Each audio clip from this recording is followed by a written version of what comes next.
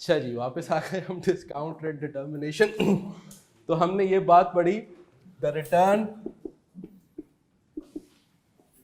Required by a company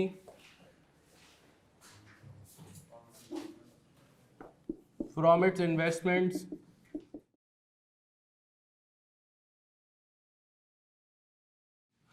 is actually the return required by the financiers of the company.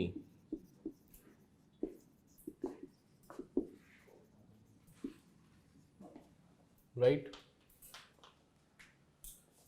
और जिसको हम क्या कहते हैं, जो रिटर्न रिक्वायर्ड बाय फाइनेंसर्स है वो कंपनी के लिए क्या है, the cost of capital for the company, cost of capital. इसलिए आपने कहीं लिखा होगा the cost of capital is 10%, जिससे हम डिस्काउंटिंग किया करते थे, है ना। तो डिस्काउंट रेट की जगह कॉस्ट ऑफ कैपिटल का भी वर्ड उसने यूज किया है।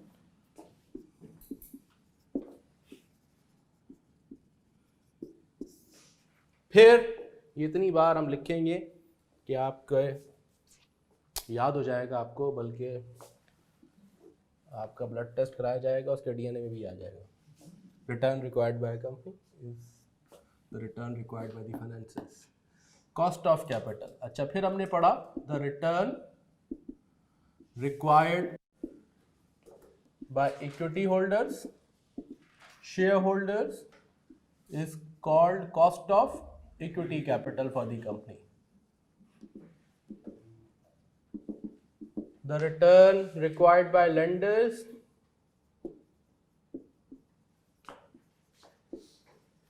जिसे हम KD कहते हैं is the cost of debt capital, right? और इन दोनों की कॉस्ट, एवरेज कॉस्ट हुई से cost of pool of funds, उसको हम क्या कहते हैं, WACC, weighted average cost of capital।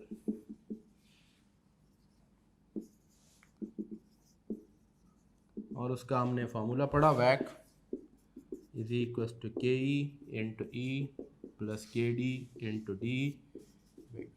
फिर हम और आगे बढ़े थे और हमने कहा KE is greater than KD because जो रिस्क शेयर होल्डर बियर करते हैं are far greater than the risk which are borne by the lenders, बल्कि lenders को तो हम कहते हैं as compared to equity holders they are virtually risk free investors, right?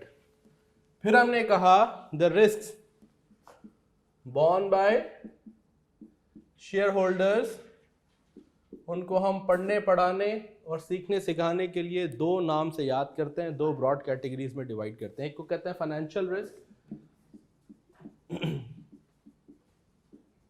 which is the risk of debt in the capital structure. Higher the debt, higher the financial risk, higher the gearing risk. और उसके अलावा बाकी जितने risk हैं उनको हम club करके collectively we call them the business risk. Anything and everything you can think about risk other than the financial risk is part of the business risk, is the part of operating a business is called business risk. अब इन दोनों की differentiation भी बड़ी important है क्योंकि इनके गिर्द बड़ी डिस्कशन होनी है। अभी ये मैं सारी ना एक पूरी तमीद बांध रहा हूँ फॉर आगे की बहुत सारी डिस्कशन के लिए, और ये समझना बड़ा ज़रूरी है, सारी डिस्कशन हो रही है। ये एक प्लेटफॉर्म बन रहा है जिसके ऊपर फाउंडेशन, जिसके ऊपर इसकी पूरी इमारत अभी खड़ी होनी है। तो हम इसे नंबर्स के थ्रू समझने समझाने के लिए एक छोटी सी एग्जाम्पल बनाते हैं।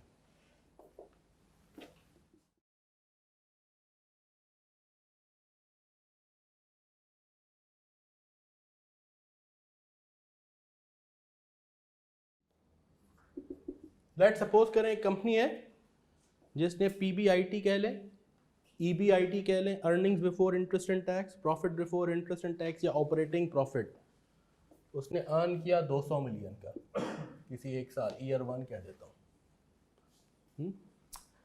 इंटरेस्ट है बिकॉज ऑफ द डेट, उसने पे किया लेट से 60, क्या बचिया उसके पास, प्रॉफिट।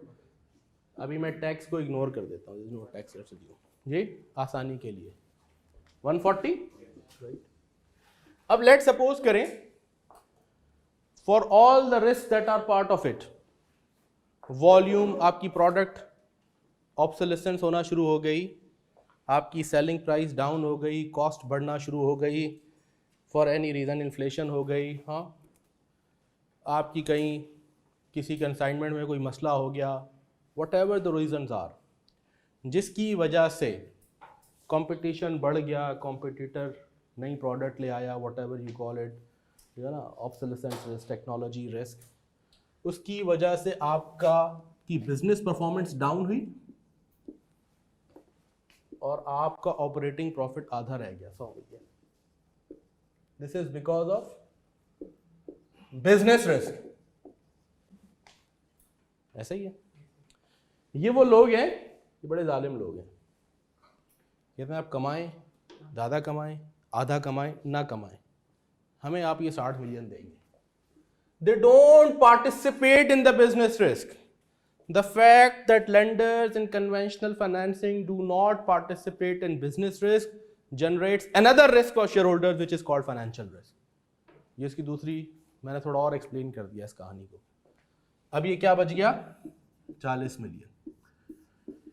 ये शेयर होल्डर्स रिटर्न कहता हूं मैं से प्रॉफिट, ये किसका है, शेयर होल्डर्स का है ना भाई, ऐसा ही है ना। दो ही फाइनेंसर्स हैं, लेंडर्स को उनका मिल गया, जो बच गया वो किसका है, सारा शेयर होल्डर्स। अब बिजनेस रिस्क की वजह से business profit is down bye 50%, but share holders return is down by how much, 140 minus 40 divided by 140, ऐसा ही है ना। कितना परसेंटेज बन गया,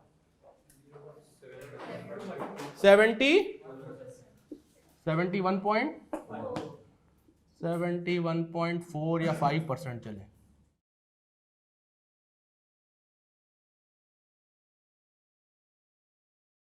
बिजनेस रिस्क की वजह से प्रॉफिट बिजनेस का डाउन हुआ by 50%, but share holders return is down by 71%। ये जो बाकी 21.4% रिटर्न डाउन हुआ, this is financial risk. So shareholders return is down by 71। इसमें हम कह सकते हैं कि because of business risk it is down by 50%, because of financial risk it is down by 21.4% या 5%, right? Everybody with me? अगर ये ना हो, आसानी के लिए समझाता हूं, तो यही ऑपरेटिंग प्रॉफिट है, यही शेयर होल्डर्स प्रॉफिट है, तो फाइनेंशियल रिस्क जीरो है, यानी कैपिटल स्ट्रक्चर में डेट नहीं है। अगर कैपिटल स्ट्रक्चर में डेट नहीं है तो फाइनेंशियल रिस्क जीरो है। फाइनेंशियल रिस्क जीरो हो जाए, यही operating profit share holders profit है, फिर कोई इंटरेस्ट नहीं है। फिर बिजनेस रिस्क की वजह से performance down 50%, share holders return also down by 50%। The fact that lenders do not participate in business risk in conventional financing generates a risk for shareholders which is called financial risk. जिस बात समझ रहे हैं मेरे, everybody with me, right? अगर ये इसमें participate करते और ये इतने अच्छे होते, कहते कोई बात नहीं, आपका प्रॉफिट डाउन हुआ कितना, 50%, आप 100 हो गए, हम भी आधा कर लेते हैं, 30 कर लेते हैं हम भी, तो फिर क्या बचता, 70 बचता, हाँ, तो फिर आप भी आधा आधा हो जाते। ये इस्लामिक फाइनेंस की रूह है प्राइमरीली। ये जितने 4 फुकाहा हैं, कभी आपको मौका मिले, अब तो खैर मैंने भी बहुत अरसा हुआ रिसर्च बंद कर दी, लेकिन मुझे जो छोटी मोटी बातें याद हैं कि इनमें ना बहुत सारे डिफरेंसेस हैं इस्लामिक फाइनेंस के भी ना, चारों फुकाहा के, ठीक है, लेकिन कुछ प्रिंसिपल्स ऐसे हैं जिस पे सब मुत्तफिक हैं। और एक प्रिंसिपल वो है कि लॉस का बर्डन हमेशा कैपिटल पे है, लॉस का बर्डन सिर्फ कैपिटल के ऊपर है। मतलब मैं और आप अगर इस्लामिक फाइनेंस में एक मुआहिदा कर लें, मुदारबा कर लें, लेट्स से मुदारबा में आप रब्बुल माल हैं, आपने पैसा दिया और मैं उसको मैनेज कर रहा हूँ, ठीक है, मैं मुदर्रिब हूँ, आप उसको मैनेज कर रहे हैं, आपने मुझे पैसा दिया, प्रॉफिट तो मैं और आप शेयर कर सकते हैं, लॉस का सारा बर्डन आपके ऊपर है, लॉस का बर्डन सारा कैपिटल के ऊपर है। तो सारे इस्लामिक जुरिस्प्रूडेंस के सारे स्कूल्स कुछ चीज़ों पर जिन पे मुत्तफिक हैं उनमें ये है, क्योंकि मेरे लिए यही बहुत है कि मैंने सारी एफर्ट की, मुझे कुछ ना मिले, ये मेरा सबसे बड़ा लॉस है, ठीक है, उस लॉस का बर्डन कैपिटल पे है, ठीक है ना। तो बहरहाल, और इसकी बड़ी एक पीछे वजह है, रीजंस हैं, we don't want to diverge into that, otherwise we'll digress. Coming back to this, the fact that lenders do not participate in business risk generates another risk for shareholders which is called financial risk. अगर वो participate करना शुरू हो जाए तो फिर आपका financial risk खत्म हो जाए, फिर सिर्फ बिजनेस रिस्क बच जाए. ऐसे ही है ना. अगर ये कहें कि हाँ आपकी परफॉर्मेंस 50% डाउन हुई तो हम भी 50% कम कर देते हैं, तो फिर आपके पास फाइनेंशियल रिस्क की कोई गुंजाइश नहीं रहती, फिर फाइनेंशियल रिस्क खत्म हो गया. फिर हम कहें share holders only bear business risk. लेकिन कन्वेंशनल फाइनेंसिंग में चूंकि दे डू नॉट पार्टिसिपेट, आप 200 के 300 बनाएं तो भी आपका है, लेकिन 200 के आप 100 करें हाँ तो भी नुकसान आपका है. ये फिक्स्ड है. इसलिए आपके पास एक और रिस्क है जो कि आपके, और शेयर होल्डर्स रिस्क क्या है? शेयर होल्डर्स रिस्क यही है ना कि रिटर्न जो वो चाहते हैं वो ना मिले या कम मिले, यही रिस्क है. इस रिस्क के 2 हिस्से हो गए. Everybody with me now? Right ji.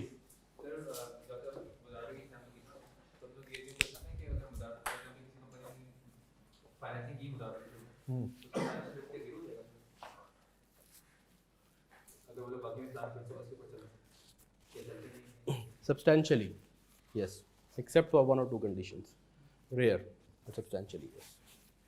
Even जो मुशारका भी है, प्रॉफिट शेयरिंग है ना, जहाँ शेयरिंग की बात आ जाएगी और ये 70/40 है और मैंने इसको शेयर करना है, लेट से इसको, तो फाइनेंशियल रिस्क तो वैसे ही. अगर मैं कहता हूँ कि मुझे इसको शेयर करना है, इसका 30% आपका है, तो यहाँ फिर इसका 30% आपका हो जाएगा, तो फाइनेंशियल रिस्क खत्म ही हो गया ना वर्चुअली. वही बात हो गई ना.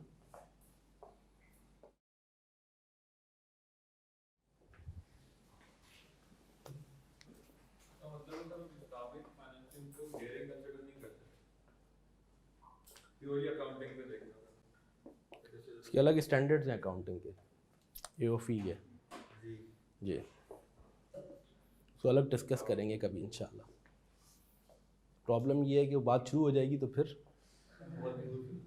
बहुत दूर तक जाएगी. यस यस, नहीं पर काफ़ी टाइम लग जाएगा हमारा. लेकिन ये आपको पढ़ना चाहिए जब आपको टाइम मिले. एक किताब है, बेसिक से अगर आप स्टार्ट करें, बहुत अच्छा डिसीजन था जो इस्लामिक फाइनेंस पे आया था, ये जो शरिया कोर्ट ने दिया था 2000 या 2001 की बात है. ये कोई 10-11 साल ये मुकदमा चला था सूद का. 3 जज थे, उसमें एक मुफ्ती तकी उस्मानी साहब भी थे. तकी उस्मानी साहब कोई 1000 पेज का जजमेंट है वो, लेकिन जो डिस्कशन सूद की हुई है और प्रिंसिपल्स की, वो फिर कलमबंद की है इन्होंने, जो तकी उस्मानी साहब ने खुद लिखे हैं.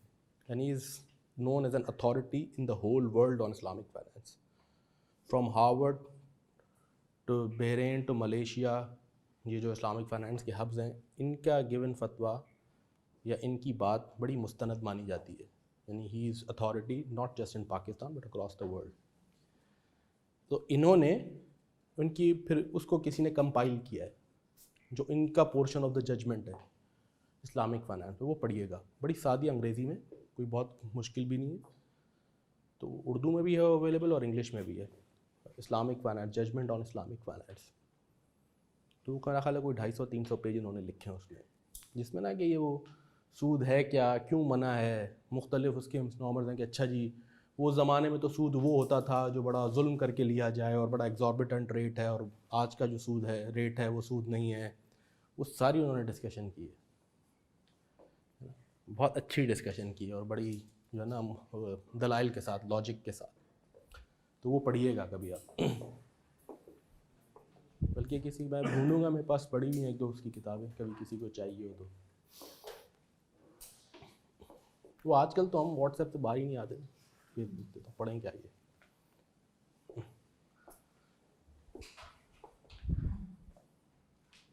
रीडिंग हैबिट्स बड़ी कम है ना हमारी कौम की. बाहर आपको ये बहुत वाइड डिफरेंस नज़र आता है. आप ट्यूब में जाएं, आप बस में बैठे हैं, हर बंदा लगा वही होता है. मोबाइल पे भी वो कोई किताब अमेज़ॉन की रीड ही कर रहा होता है, विच इज़ वेरी गुड. अच्छा जी, किताब भी तो बहुत अच्छा दोस्त है ना.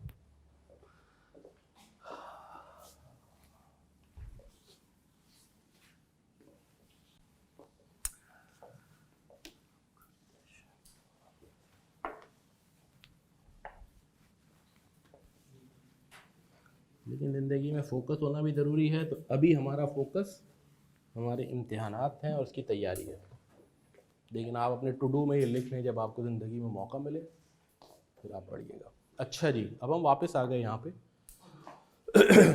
तो हमने कहा जो रिस्क शेयर होल्डर्स बियर करते हैं उन्हें हम दो हिस्सों में क्लासिफाई करते हैं, एक फाइनेंशियल रिस्क और एक बिजनेस रिस्क। अच्छा, अब मैं इस बात को और आगे बढ़ाता हूँ। हमने स्टार्ट की थी बात यहाँ से कि एक कंपनी है जिसके पास इक्विटी कैपिटल है कितना, कोई भी फिगर बता दें, 200 मिलियन डेट से। उसके पास डेट कैपिटल है 100 million, 300 million. Equity holders 15% return demand कर रहे हैं। लेंडर्स का रेट है KE 15, KD 10। वैक क्या बन गया इसका बताएं, बताएं वैक क्या बन गया भाई?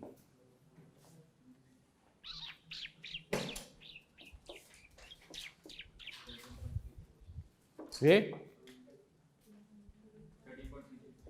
13.33%। ये इसका एग्जिस्टिंग वैक है। अब जरा सब यहाँ सुन रहे हैं, अभी हम बात को थोड़ा और आगे बढ़ा रहे हैं, इंपॉर्टेंट बात है ये बहुत, और इस पे फिर आगे बड़ी इमारत खड़ी होनी है। 300 मिलियन ये कैपिटल है, ये डिप्लॉयड है, ये प्रोजेक्ट ABCD में लगा हुआ है, वहाँ से 13.33 रिटर्न आता है। वो 13.33 यानी 13.33 का मतलब इन टर्म्स ऑफ मनी इनको कितना चाहिए, 15-30 मिलियन, इनको चाहिए 10, यानी कितना, 10 यानी बन गया 40। तो 300 मिलियन पे 13.33 मिलियन, 40 मिलियन आप अर्न करते हैं हर साल। ये रिक्वायर्ड भी है, ये अर्न भी कर रहे हैं, ये लगा हुआ है प्रोजेक्ट्स के अंदर, और 40 मिलियन की आप यूँ डिस्ट्रीब्यूशन भी कर देते हैं, और यूँ ज़िंदगी हंसी खुशी गुजर रही। Company is continuing as a going concern, है ना, सब हंसी खुशी रह रहे हैं। अब कंपनी को ख्याल आया कि एक्सपेंशन करनी चाहिए, है ना, हमें भी बड़ा आदमी बनना है ना। तो कंपनी को बड़ा होने के लिए एक्सपेंशन करनी है, तो कंपनी के लिए एक प्रोजेक्ट आइडेंटिफाई हुआ।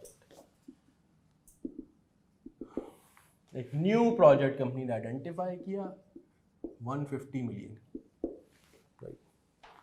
और कंपनी ने सोचा हम इंटायरली फाइनेंस करेंगे। बेटा कोई कमाल नहीं है, जल्दी से उतार देना ना, तो भी सुन लें हम। हाँ, इंटायरली फाइनेंस करेंगे, ये प्लान है, प्लान कि इंटायरली फाइनेंस करेंगे डेट से। लेंडर्स चूंकि खुश हैं, कंपनी ने कभी डिफॉल्ट नहीं किया, उनको उनका पैसा मिलता है, तो उन्होंने कहा जी हम आपको KD 10% ही पे ये डेट फाइनेंस कर देंगे। हाँ ठीक है, वेरी गुड, हैप्पी एंड। अब आपने इसके कैश फ्लोज बना लिए, रेडी हैं। सवाल ये आया कि what is the discount rate, required rate क्या है टू इवैल्यूएट दिस प्रोजेक्ट।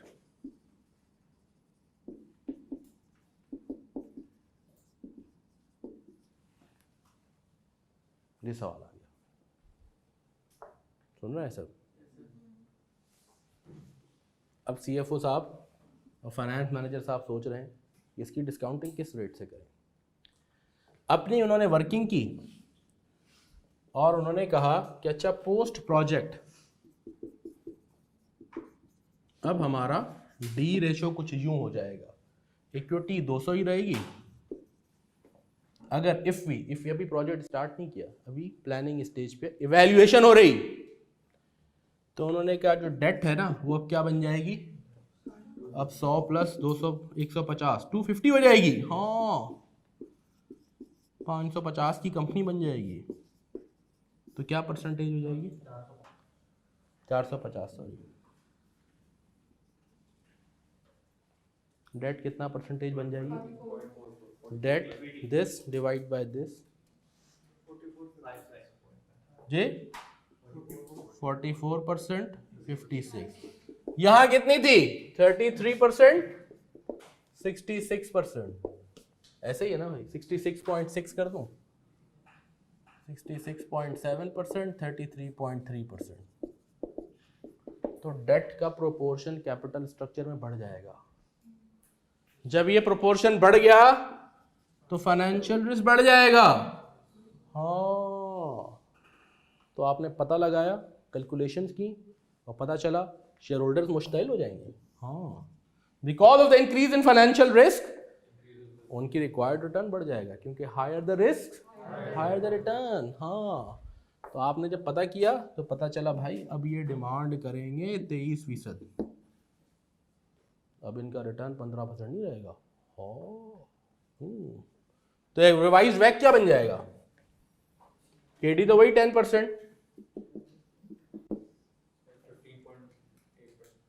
चलो इसको 20 कर देते हैं यार।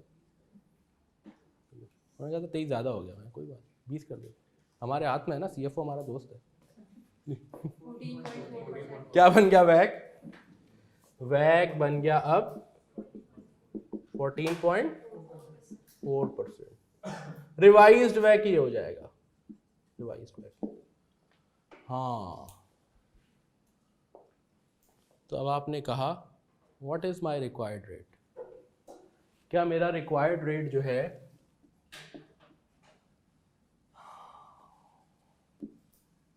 रिक्वायर्ड रेट जो है वो क्या है? क्या मेरा रिक्वायर्ड रेट केडी 10% है? क्योंकि मैं फाइनेंसिंग 10% से कर रहा हूँ। हाँ, क्या मेरा रिक्वायर्ड रेट एग्जिस्टिंग वैक है 13.3 कि भाई आज तो मेरा यही है रिक्वायर्ड, या मेरा रिक्वायर्ड रेट रिवाइज्ड वैक है विच इज 14.4, या मेरा रिक्वायर्ड रेट रिवाइज्ड यही है विच इज 20%। अब finance manager and CFO sir पकड़ के बैठ गए, कितने सारे रेट्स का जंगल। हाँ, what is the required rate? तो हमने कहा आइए अब फाइंड आउट करते हैं what is the required rate. आपके हिसाब से what is the required rate? Revised वैक एवरेज आउट कर ले। उन्होंने कहा सर देखें ना, मतलब सब अफाम और तफहीम से चलें, देखें सबको ले लें आप, डिवाइड बाय 4 करें, सब राजी हो जाएंगे। रिवाइज और एग्जिस्टिंग को एवरेज आउट कर ले, मतलब एवरेजेस का एवरेजेस निकालने। वाओ वाओ, मतलब what a concept, what a concept. आपको थ्योरी लिखनी चाहिए नहीं। चलिए तो हमने कहा अब हम एक एक को टेस्ट कर लेते हैं, ठीक है। और हमने कहा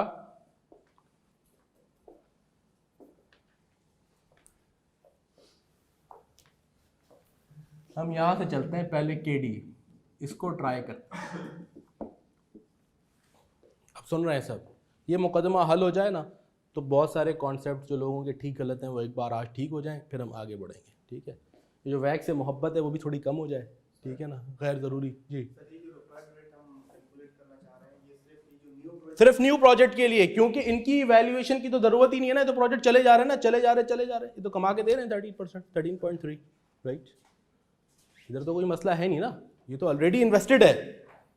इवैल्यूएशन तो उसकी होगी ना जो करने जा रहे हैं, ठीक है, और वो ये न्यू है।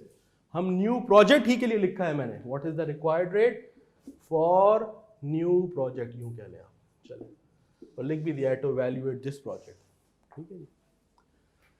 अच्छा, हमने कहा अगर हमें 10% मिल जाए तो हमें 150 मिलियन पे इंटू 10% हम कितना अर्न कर लेंगे? 15। आइए हम अपनी एक्चुअल, जब हम कह रहे हैं मेरा रिवाइज वैक ये बन जाएगा, मेरी रिक्वायरमेंट क्या होगी? My revised requirement would be, अब अगर मैं कह रहा हूं मेरा रिवाइज्ड वैक 14.4 है, तो इसका मतलब है कि मुझे इस रिवाइज्ड कैपिटल पे 14.4% चाहिए। सुन रहे हैं? मेरी रिवाइज्ड रिक्वायरमेंट है 450 मिलियन इंटू 14.4%, कितनी? 64.8 मिलियन। मैं एग्जिस्टिंग अर्न कितना कर रहा हूं? एग्जिस्टिंग अर्न कर रहा हूं जो डिप्लॉयड कैपिटल है मेरा ऑलरेडी, फ्रॉम डिप्लॉयड कैपिटल वो है 300 मिलियन इंटू 13.33 यानी 40। तो मेरी रिक्वायरमेंट, एक्चुअल रिक्वायरमेंट है क्या जी? 24.8 मिलियन, ऐसा ही है। सब कैलकुलेट कर रहे हैं, करें ना सब, ये सारी फिगर्स करेंगे नहीं तो पता नहीं चलेगा।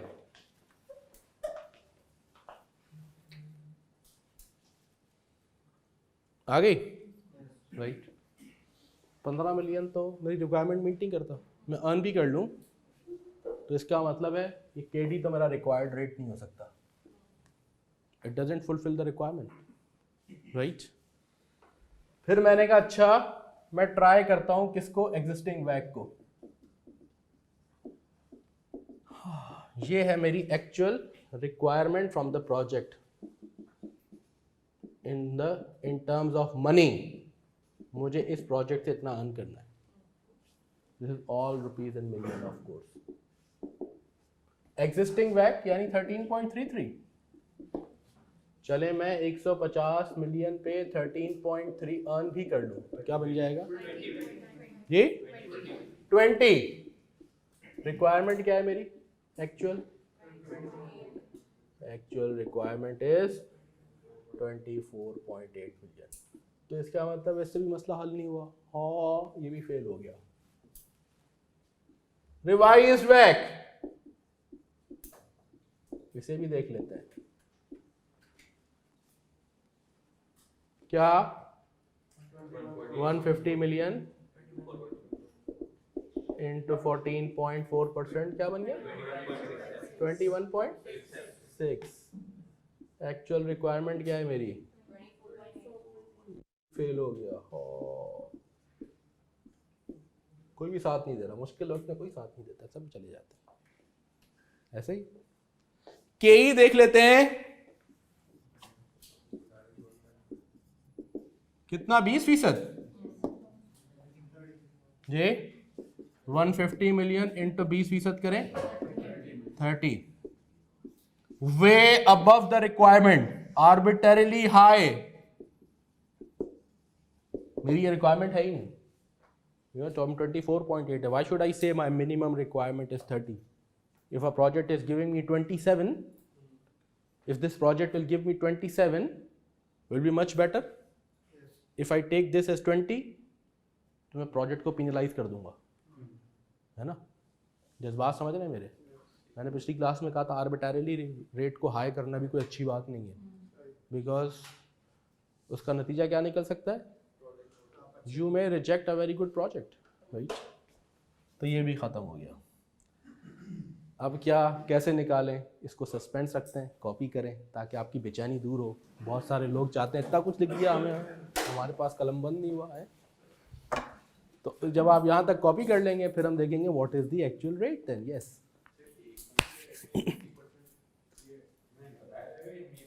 ये भी हम निकाल सकते हैं। अभी चूंकि हम नन्हे हैं तो हमें नहीं बता, तो मैंने आपको बता दिया। लेकिन ये तय है, ये तय है, इस पर थ्योरीज हैं बाकायदा, इस पर रिसर्च है कि जैसे ही रिस्क बढ़ेगा रिटर्न बढ़ेगा। इसका कितना बढ़ेगा, कैसे निकलेगा, ये अभी हमने नहीं पढ़ा, ये हम पढ़ेंगे।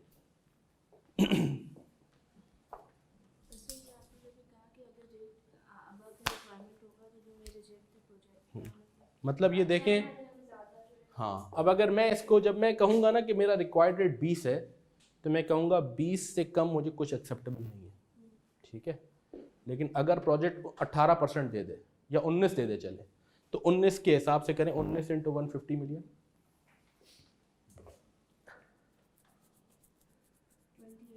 28। तो आपकी रिक्वायरमेंट मीट हो गई ना। लेकिन आप फिर भी इसे रिजेक्ट कर देंगे क्योंकि आपने अपना मिनिमम क्या रखा हुआ होगा 20 है ना। अगर आपने 20 रख दिया तो प्रोजेक्ट 19 दे रहा है, रिक्वायरमेंट मीट भी कर रहा है, फिर भी रिजेक्ट कर देंगे आप इसको। तो इसलिए 20 रखना ठीक नहीं है। जी सर। अकाउंटेंट है ना। क्वेश्चन किसके लिए, हाँ अच्छी बात है। 25 एक्चुअल प्रोजेक्ट 25-26 दे दे तो एनपीवी पॉजिटिव होगी, है ना। हम ये तो नहीं कह रहे हमें पॉजिटिव एनपीवी नहीं चाहिए, लेकिन मैं बार अनफॉर्चुनेटली क्यों हाई करूं, ये कह रहा हूँ मैं तो प्रोजेक्ट एक्सेप्ट ही तब करूंगा जब पॉजिटिव एनपीवी देगा, यानी 24.8 से ज़्यादा दे, ठीक है। लेकिन मैं ये क्यों कहूँ कि मिनिमम, जैसे मैंने अभी इनकी से बात की, अगर मैं आज इसको ले लेता हूँ, ठीक है, तो 19% अगर प्रोजेक्ट दे दे जो कि वे अबव दिस होगा, फिर भी मैं रिजेक्ट कर दूंगा इसको, क्योंकि इसने 20 नहीं दिया जी, क्योंकि मेरा मिनिमम मैंने 20 तय किया हुआ है। ये गड़बड़ हो जाएगी ना, ये कह रहा हूँ मैं। नहीं कह रहा ज़्यादा मिले तो अच्छा नहीं है, हम तो चाहेंगे ज़्यादा मिले। अल्लाह।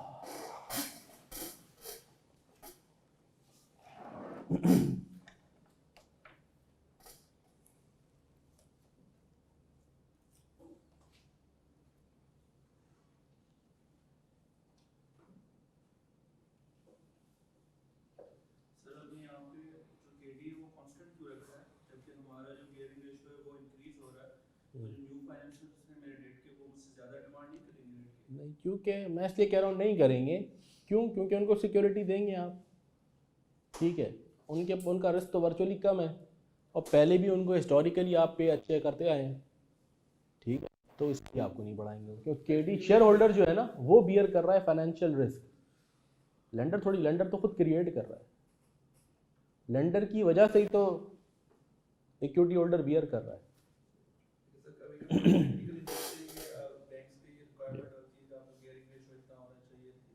अगर अलार्मिंगली बढ़ जाए, अगर आप 80 से 75 तक ले जाते हैं तो फिर मसला है, लेकिन 50-60% is not a major issue, and specially when you have been a good pay master, you have never defaulted on their due dates, जो चाहेंगे आप पैसा लें।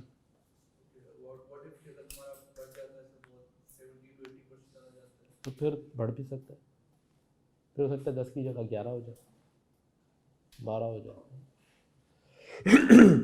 Ideally if you are offering adequate security, ठीक है, देन दे शुड नॉट। अगर आप उन्हें कैश फ्लोज दे रहे हैं, आप उन्हें एसेट मॉर्गेज करवा के दे रहे हैं, फिर उनका रिस्क नहीं है, और बिजनेस मॉडल पे उनको मुतमईन है कि भाई this is right business model, they should not.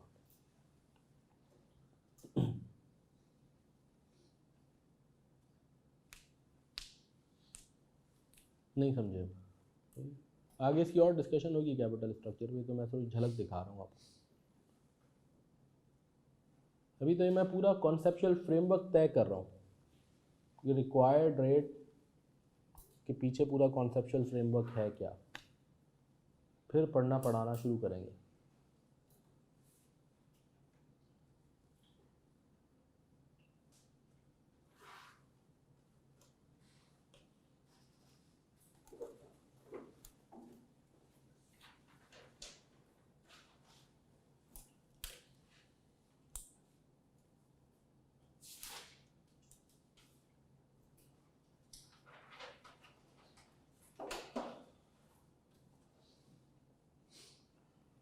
अल्लाह,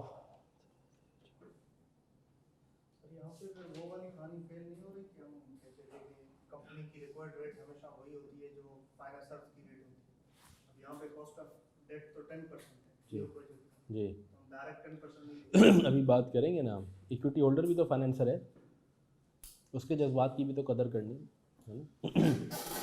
अच्छा, मैं ये बात बताऊँ आपको, accounting and financial management, financial management में कैपिटल का मतलब इक्विटी कैपिटल भी, डेट कैपिटल भी। फाइनेंसर का मतलब इक्विटी होल्डर एंड लेंडर, दोनों को फाइनेंसर कहते हैं। अकाउंटिंग में हम फाइनेंसर का मतलब होता है लेंडर सिर्फ, और कैपिटल का मतलब सिर्फ इक्विटी कैपिटल। हाँ, यहाँ मैं ये वर्ड्स दोनों के लिए यूज़ करूँगा। यहाँ कैपिटल का मतलब पैसा, फाइनेंसर का मतलब पैसा देने वाला किसी भी फॉर्म का। अगर हम 24.8 को डिवाइड करें 450 से, अभी यही करेंगे, आपके जज्बात की कदर करेंगे। 24.8 को तो 450 से तो नहीं करेंगे, किससे करेंगे अभी डिस्कस करते हैं। मुश्किल वक्त में तुम लोग भी साथ छोड़ गए, चाय नहीं पिला रहे तुम लोग।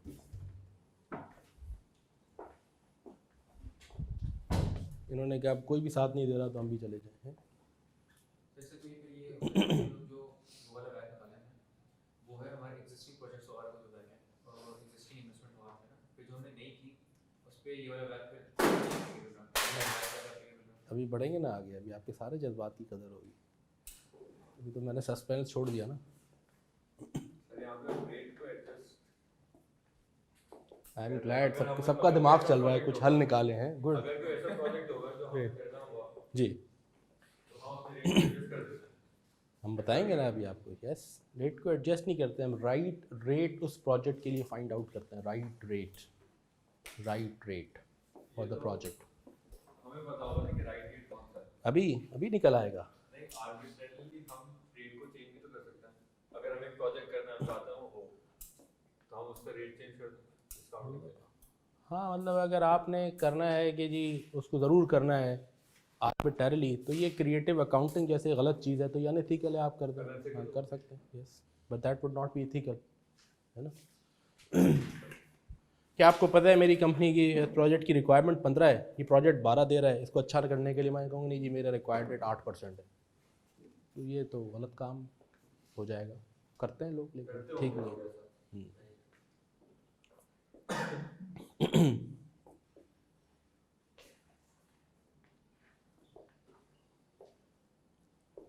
इस बात से मुझे एक बात और याद आई, देखिए हमने उस दिन विजनरी की बात की ना, उसके साथ एक बहुत अहम चीज़ है वैल्यूज़, अक़दार। और हम जिस प्रोफेशन में हैं, किसी भी प्रोफेशन में खैर बहुत ज़रूरी है, लेकिन हमारे प्रोफेशन में भी उतना ही या उससे ज़्यादा ज़रूरी है सही वैल्यूज़ होना, सही values. A finance manager, a CFO is considered as a conscious, है ना, as a conscious of organization, right, कि वो ऑर्गेनाइजेशन की फिड्यूशरी रिस्पॉन्सिबिलिटी का ओनर होता है, ठीक है। अच्छी मल्टीनेशनल्स में CFO CEO को भी चैलेंज करता है, ठीक है, क्योंकि उसकी ये फिड्यूशरी रिस्पॉन्सिबिलिटी होती है। अगर वो देखता है कि अथॉरिटी, इंटरनल कंट्रोल्स या कोई अनएथिकल चीज़ हो रही है, बाईपास हो रहे हैं, तो वो रोकता है, क्योंकि बिजनेस की ये टेंडेंसी होती है ना, because they are pressed for targets, they are pressed for results, right, and as a CFO then it is your job to enable them as well but to control them as well, right? तो क्या आज आप अपने 100 रुपए के लिए किसी का 1000 रुपए का कि लाख रुपए का नुकसान कर देंगे, है ना? हम पे पब्लिक इंटरेस्ट की जिम्मेदारी है, मैं हर फोरम पे कहता हूँ, लोकल, इंटरनेशनल, और अपनी कॉन्वोकेशन में हमेशा ये मैसेज देता हूँ कि हम जिस भी रोल में हो ना, we have a public interest responsibility. आप टैक्स कंसल्टेंट हैं तो क्या आप टैक्स चोरी करवाएंगे लोगों की, हाँ? अपने कंसल्टिंग फ़ी बनाने के लिए उनकी ऑफशोर कंपनियां बनवा देंगे, ठीक है, या कोई और टैक्स चोरियां करवाएंगे, ठीक है। अगर आप फाइनेंस मैनेजर हैं तो क्या बिज़नेस की परफॉर्मेंस अच्छी दिखाने के लिए रिजल्ट्स मैनिपुलेट करेंगे, है ना, तो फिर इतना क्वालिफाई, इतना पढ़ना, इतनी मेहनत, है ना? तो integrity is the fundamental thing. तो हर एक की वैल्यू होनी चाहिए हम में से। हम डिस्टिंक्ट करते हैं अपने आप को as compare to MBAs and others कि we sign on a code of ethics, a global code of ethics for professional accountant, जो IFAC का है, और हम इस बात पे फ़ख्र महसूस करते हैं कि we are signatory to a code of ethics. Every chartered accountant has to sign off and agree to a code of ethics, right. तो क्या हम अपने 1 रुपए के लिए किसी का नुकसान कर देंगे, गलत काम करेंगे? We should not, right. इसके अलावा आपकी लाइफ में वैल्यूज़ होनी चाहिए, है ना। आपने सुना होगा ना ये पुराने में, भाई ये हमारी ख़ानदानी अक़दार के अगेंस्ट, अक़दार क्या है, वैल्यूज़ है ना। आपकी वैल्यूज़ होनी चाहिए, you should be known by your values, right. That's what is in professional world में आजकल फैंसी में कहते हैं पर्सनल ब्रांड, हाँ, जिसको आसान के पीछे आपको लोग किस तरीके से याद करते हैं, उसको आसान ज़बान में ये कहें कि आपकी वैल्यूज़ अक़दार क्या हैं। You should have values, must define your values. If humility is your value, you should be humble to people. Success ऐसा ना हो कि आपका दिमाग ख़राब कर दे, right? Integrity, ये तो कहता हूँ सबकी वैल्यू होनी चाहिए, है ना। ऐसे आप अपने लिए डिफ़ाइन करें, है ना।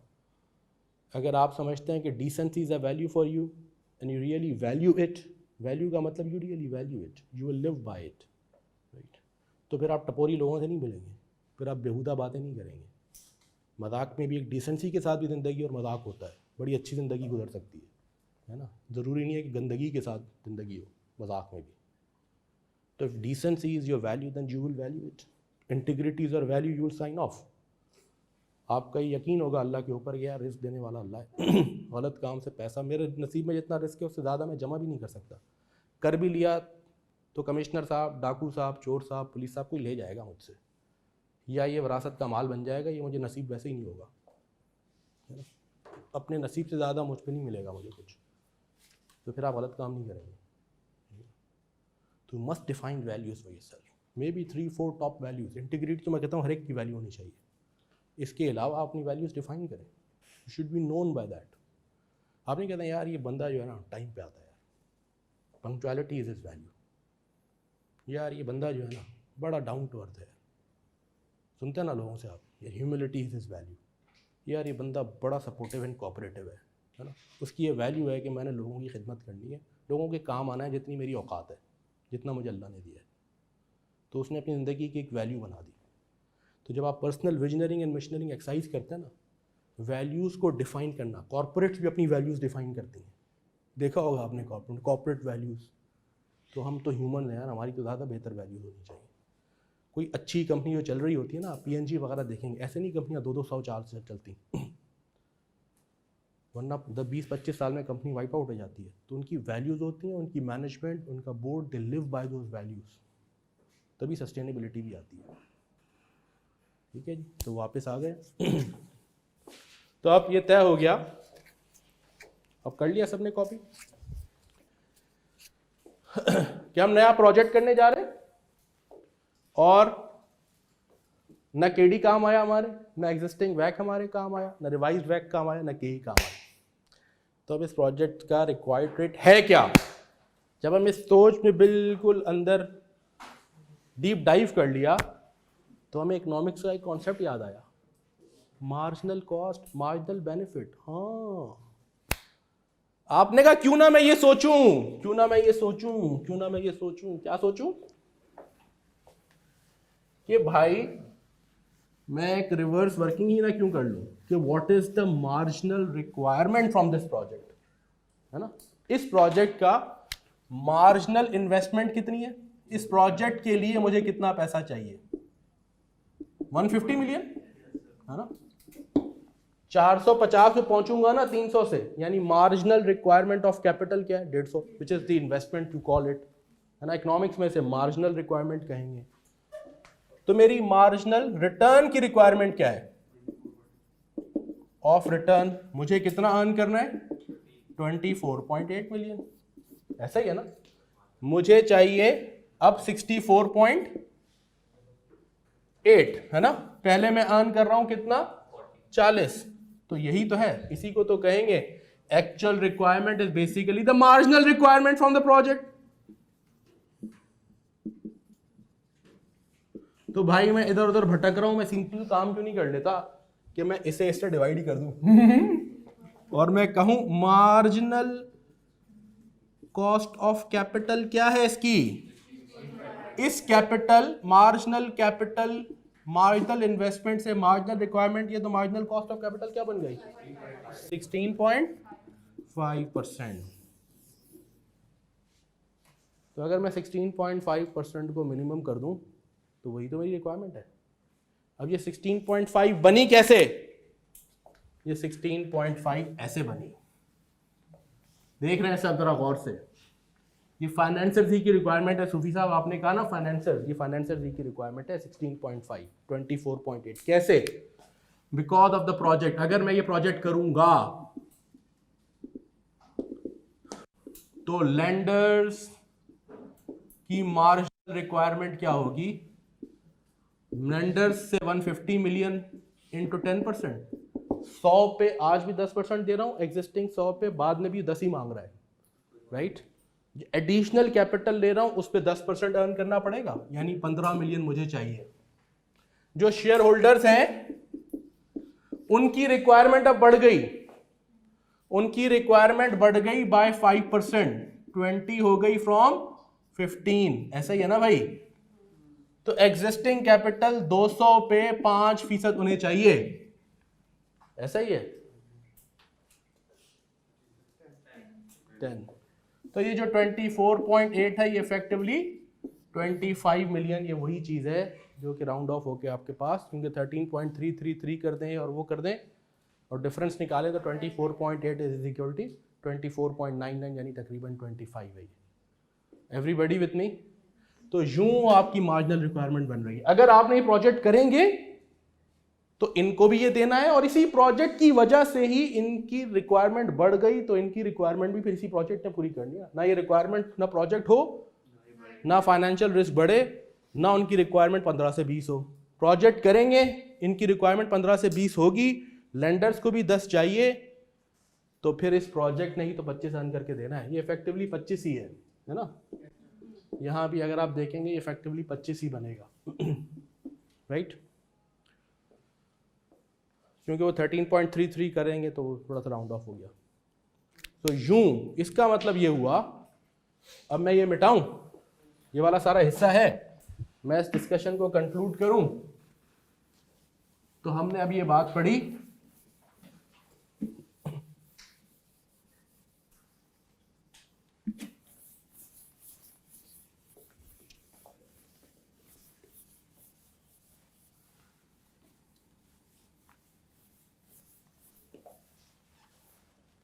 return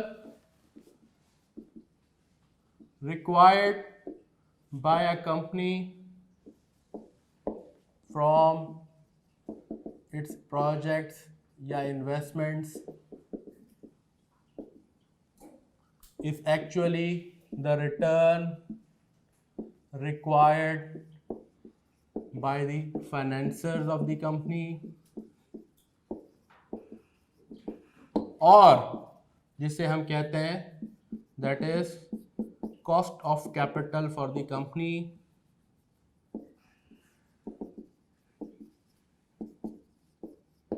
और हमने अब ये पढ़ा कौन सी cost of capital, marginal cost of capital. हमेशा जब कंपनी शुरू में बनी थी, मैंने एग्जाम्पल दी, उस वक्त जो कैपिटल था वही मार्जिनल कैपिटल था, उनकी जो रिक्वायरमेंट थी वही मार्जिनल रिक्वायरमेंट थी राइट। लेकिन अब चूंकि कंपनी एक चल पड़ी, उसका एग्जिस्टिंग वैक अलग है, प्रोजेक्ट की वजह से एक रिवाइज वैक है राइट। तो ना एग्जिस्टिंग वैक रेलिवेंट है, ना रिवाइज्ड वैक रेलिवेंट है, ना केडी ना केई, बल्कि what is relevant, always always always the true cost of capital is always marginal cost of capital. अभी बात पूरी नहीं हुई। इन सम केसेस वैक से हमें कोई हमदर्दी नहीं है, वैक हमारा रिक्वायर्ड रिटर्न नहीं है, हमारा रिक्वायर्ड रेट हमेशा हमेशा मार्जिनल कॉस्ट ऑफ कैपिटल है right for that project. In some cases ऐसा होता है कि वैक मार्जिनल कॉस्ट के बराबर हो जाता है, सम केसेस, जैसे कि मेरी शुरू की एग्जांपल थी, उस वक्त मार्जिनल कॉस्ट और वैक बराबर था क्योंकि कंपनी अभी पैदा हुई, जो कंपनी के कैपिटल की मार्जिनल रिक्वायरमेंट है वही आज उसका वैक है। In some cases, WACC is equals to margin. We can use WACC as discount rate because WACC marginal के बराबर, इसलिए नहीं कि WACC से हमें कोई मोहब्बत है राइट। In many cases ऐसा होगा, just like this one, WACC will not be equal to marginal cost of capital. We will not, फिर हम क्या करेंगे, we will find out marginal cost of capital then, ऐसे ही है ना राइट। अब ये सम केसेस कब होंगे, ये मैनी कब होंगे, ये केस पढ़ के हमें फौरन पता चल जाएगा, लेकिन अभी हम उस लेवल पे नहीं आए है ना। हम क्वेश्चन पढ़ के आइडेंटिफाई कर लेंगे कि इस सिनेरियो में वैक मार्जिनल के बराबर होगा और इस सिनेरियो में नहीं होगा। जहाँ होगा हम वैक कैलकुलेट करके डिस्काउंट कर देंगे, जहाँ हमें पता चल जाएगा कि नहीं वैक विल नॉट बी, तो हम मार्जिनल कॉस्ट की तलाश में निकल जाएंगे। Everybody with me? But before discussing this we will now learn first to find out वैक। अब हम पढ़ेंगे first calculation of वैक, computation of वैक, वो सीख लेंगे क्योंकि वैक की कैलकुलेशन के क्वेश्चंस आते हैं, वैक कैलकुलेट करना आना चाहिए हमें, है ना। कैसे कैलकुलेट होगा वैक अभी हम ये सीखेंगे, फिर मैं ऐसे ही चार्ट बना के फिर यहीं डिस्कशन वापस लाऊंगा, फिर हम यहाँ से डिस्कशन शुरू करेंगे कि कब वैक है और कब नहीं है। Everybody with me right. तो हमने आज ये मुकदमा तय किया पूरा, ये है summary.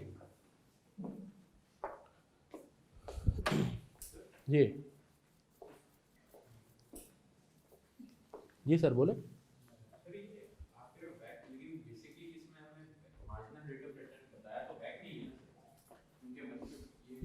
Ji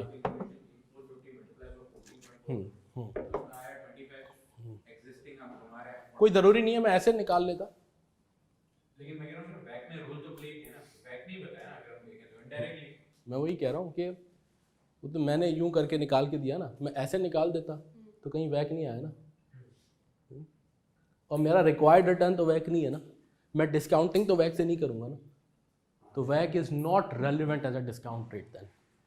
WACC has its own utility from accounting perspective, from a perspective of looking at your overall cost of fund. मैं ही नहीं कह रहा कि अब WACC बिल्कुल तबाह बर्बाद हो गया, उसकी कोई दुनिया में अहमियत नहीं है, दलीलो ख्वार हो गया WACC, ये नहीं कह रहा मैं, है ना. मैं ये कह रहा हूँ WACC से हमें डिस्काउंट रेट की हद तक जो मोहब्बत थी वो ख़त्म कर देनी चाहिए. WACC is not a discount rate. True discount rate is always marginal cost of capital. मुझे WACC से उस वक्त मोहब्बत होगी एज अ डिस्काउंट रेट, और मैं इसे यूज़ करूँगा जब मुझे यकीन हो कि ये WACC मेरी मार्जिनल कॉस्ट है. जहां मुझे ये महसूस होगा कि WACC मार्जिनल कॉस्ट के बराबर नहीं है, मैं WACC से हट जाऊंगा, मैं मार्जिनल कॉस्ट की कैलकुलेशन शुरू कर दूंगा. मैं ये नहीं कह रहा कि WACC जो है ना की अपनी अहमियत नहीं है, WACC की अपनी अहमियत है. WACC के कैलकुलेशन से हमें उसके अपने फ़वाइद हैं, वो हमें एक सर्टन चीज़ बताता है. इस सिचुएशन में हम WACC को यूज़ भी करेंगे, लेकिन डिस्काउंट रेट हमेशा क्या है, वो मार्जिनल कॉस्ट ऑफ कैपिटल है. ये बात ध्यान में डाल दें. जो डिस्काउंट रेट के नाम से एक नाम उसका रहेगा. हाँ, जो कॉस्ट ऑफ कैपिटल कहते हैं, कौन सी cost of capital? Marginal cost of capital. Everybody with me? Yes. मतलब ये जो हमारे दिन में ना हमने WACC देखा, अच्छा WACC है बस यही डिस्काउंट रेट है. No, many people think like this. Absolutely not right. Marginal cost of capital discount rate है उन सिचुएशन में, वो सम केसेस होंगे, सम जिसमें हम WACC को यूज़ करेंगे, और इसलिए यूज़ कर रहे होंगे कि बैकग्राउंड में हम ये तय कर चुके होंगे कि यहाँ WACC मार्जिनल कॉस्ट के बराबर है. जैसे कि हमारा शुरू वाला केस था कि जब कंपनी इनकॉर्पोरेट हुई,